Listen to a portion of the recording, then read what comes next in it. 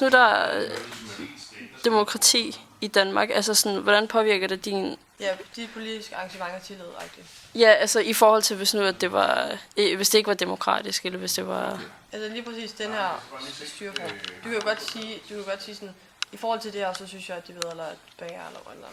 Jeg føler mig faktisk rimelig opmuntret til at deltage, fordi at jeg har mange, men jeg kender nogen, som er en del af det politiske system, altså ved kommunalvalg, og jeg kender også nogen, som stiller op til Europaparlamentet nu, som så igennem dem, så føler jeg, at man er med i det politiske, så man føler faktisk, at det ikke er så langt til magten, faktisk at det opfordrer til at være sådan rimelig aktivt. Altså det føler ikke så, at man er ikke så langt væk fra magten. Jeg har nærmest ikke noget politisk engagement. I forhold til lidt skolepolitik har jeg måske lidt, men sådan partipolitisk eller kommunalpolitisk eller sådan noget, der har jeg ikke noget engagement.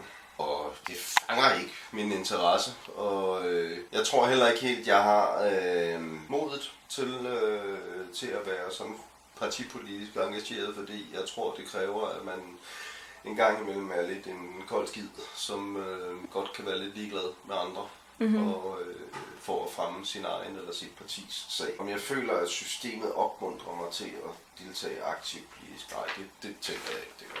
Så tænker jeg, at vi har et ret velfungerende demokrati i Danmark, mere velfungerende end i mange andre lande, som også påberåber sig demokratisk grundlag.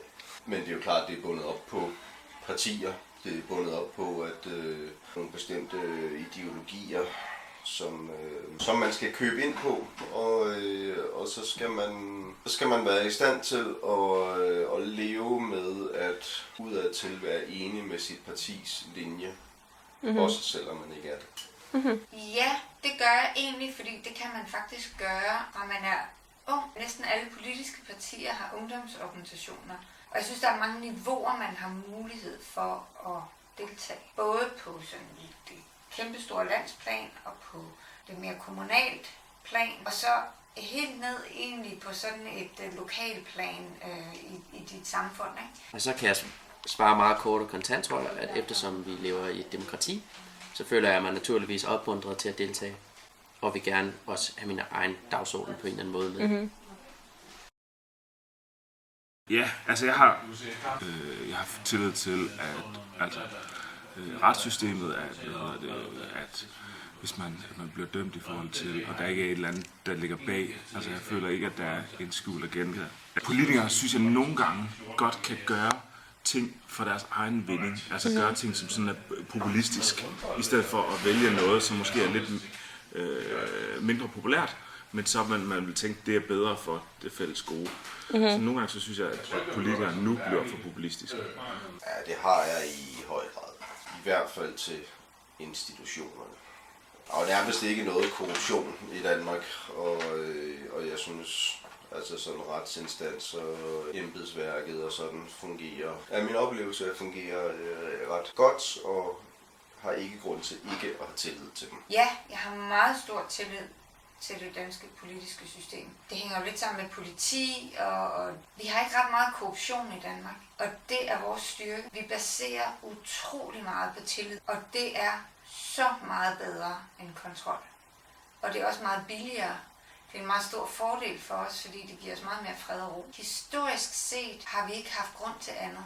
Så det der med korruption, og det der med, at der er nogen, der betaler nogen for at gøre noget lysskyld, eller for at have nogle andre dagsorden, det har vi ikke ret meget af. Jeg tror, det har noget at gøre med, at vi er demokrati i Danmark. Ja, men også noget med at gøre, hvordan vores demokrati er rodfæstet. Det er ikke kun rodfæstet som en del af et politisk styre, det er også rodfæstet som en livskvalitet. Altså det er helt dybt inde i os, at vi har fordelingen af ret og pligt. Og den fordeling, den har været rimelig solidt plantet i folk. Og det betyder, at vi ikke let gør noget, vi ikke har ret til. Det ligger meget, meget dybt i os alle sammen. Ikke? Så jeg tror, det er der tilliden bunder. Så du føler sig, at den her tillid bliver sådan opretholdt i nutiden her i Danmark? Ja, jeg synes, at der til alle tider har været små eksempler på, at der bliver rokket ved tilliden. Når politiet ikke opklarer Emilie Mehns-sagen, så begynder man at stille spørgsmålstegn ved, er de nu dygtige nok? En skønt det jo har været virkelig svært for dem, ikke? Men der bliver afsløret, at nogle politikere har fået nogle penge et eller andet sted fra, og været på en ferie, som nogle firmaer har sponsoreret. Så bliver man, du ved ikke. Men hvis man ser på det i et større perspektiv, så er det peanuts i forhold til, hvad korruption i virkeligheden er. Så jeg synes, vi håndterer det, når de her ting, for det er jo ikke fordi, det slet ikke sker, men når det bliver opdaget, så bliver det håndteret, og folk rynker panden, og de bliver sat ud af det gode selskab. Ikke? Altså, der er en konsekvens ved det. Jeg vil sige, at jeg sådan overordnet set har en tillid, ja, men den er nok også mest baseret på, at jeg ikke sådan har været med til at opleve større svigt eller skandaler fra statens side til mig. Der er selvfølgelig hele covid-krisen med minkene og alt det der, hvor det er, at nogen mener, at Mette Frederiksen for eksempel var meget diktatorisk i hendes måde at behandle problemet på. Men jeg er ikke nødvendigvis aktivist i den sag, og det, jeg synes egentlig, at der er noget praktisk i at handle også, selvom at det måske er tvivlsomt, hvordan man handler. Jeg føler, at man godt kunne lave flere folkeafstemninger. Jeg synes, der er for få folkeafstemninger, fordi at, selvom man har stemt på et parti, så er det jo ikke alt politisk, man er fuldstændig enig i. Så derfor synes jeg, at man godt kunne give mere magt til folket ved at lave flere folkeafstemninger. Og så tror jeg, at nogle af de store ting vil man komme ud til folkeafstemninger. Så mere direkte demokrati. Ja, mere direkte demokrati. Jeg synes, der er for lidt. Hvis der bliver for mange, så tror jeg også, at jeg tror ikke, at folket altid er closed. Altså jeg tror, at på nogle gange så skal man også tage de valg, som er upopulære. Det er også svært, hvis man nu, altså i Europaparlamentet nu, er der jo, at vil Rusland bruge rigtig meget energi på at lave alt muligt trollvirksomhed, så altså sende al mulig misinformation ud. Så det bliver bare sværere og sværere at finde ud af, hvad der er rigtigt og hvad der er forkert. Jeg kan godt sidde tilbage med tanke, en følelse af, at politikere, Christiansborg-politikere i hvert fald, at det er vigtigere for dem at være på Christiansborg, end det i virkeligheden er at gøre noget udviklende eller noget godt for samfundet. Jeg synes, at den måde, vi vælger vores folketing på med hele mandatfordelingen der og så videre, er det mest demokratiske og det mest den måde, man laver det mest repræsentative folketing. Det er virkelig mindre demokratisk, og jeg synes, det er væsentligt, at Danmark er repræsenteret i Folketinget, at det ikke er københavnernes folketing, selvom det ligger i København. Jeg synes, det er væsentligt, at nordjyder er repræsenteret i Folketinget, og det synes jeg, vores politiske system sikrer, og det kan jeg godt lide. Ja, så du føler dig meget tryg i, hvordan tingene fungerer her i Danmark? Ja, det gør jeg i grunden. Dermed ikke sagt, at jeg er enig i, at tingene fungerer, som det gør, men jeg synes ikke, det er udemokratisk. Så du synes også, du har tilstrækkelig indflydelse på politiske beslutninger?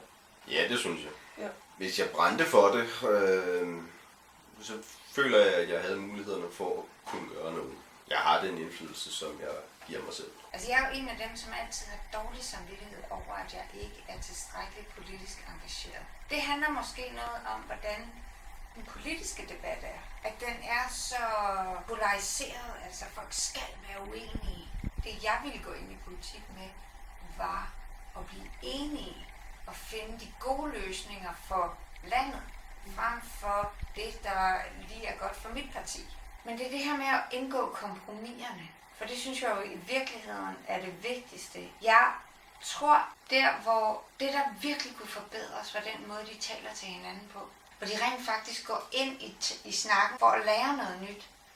Og ikke bare for, at nu skal jeg overbevise dig. Fordi det bliver hurtigt sådan noget mudderkastning. Ikke? Og det er bare så træls at høre på. Altså jeg gider ikke høre på det, jeg gider dårligt se politiske debatter.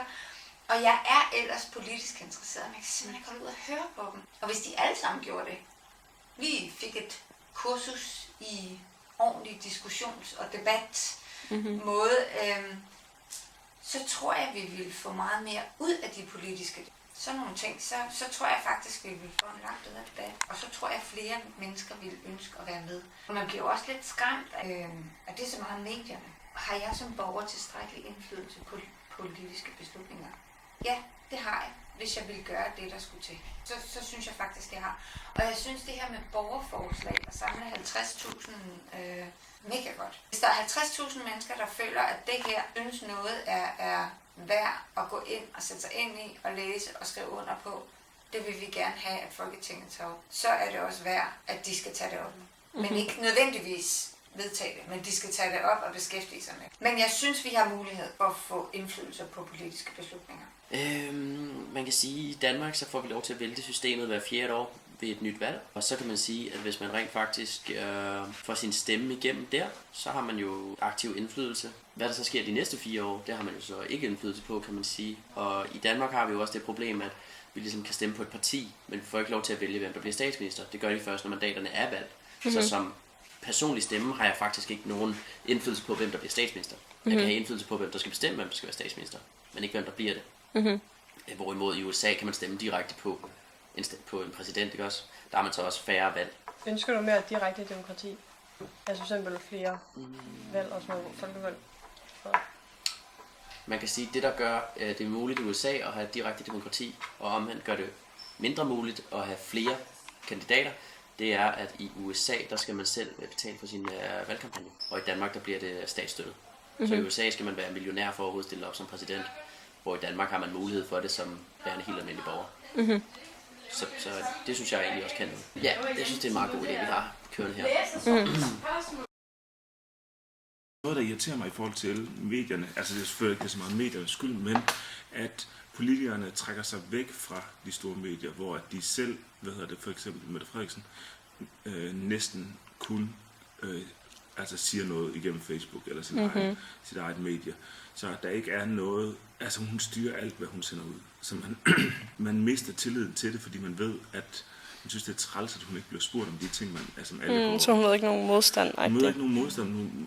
Hun undgår alt det, sådan kritik mod hende. Og det gør hende bare, jeg synes, hun gør mega utroværdig. Og jeg synes, på den måde, så vil jeg ønske, at medierne, at man krævede noget mere af dem, der var politikere, at de skulle stille op til debatten eller et eller andet. Eller sådan noget. Jeg synes godt, der kan være en tendens til, at medierne, at de i højere grad går efter personsagerne og synes det er mere spændende at nakke Mette Frederiksen, fordi hun måske har begået nogle hovedfejl i forhold til minkskandalen.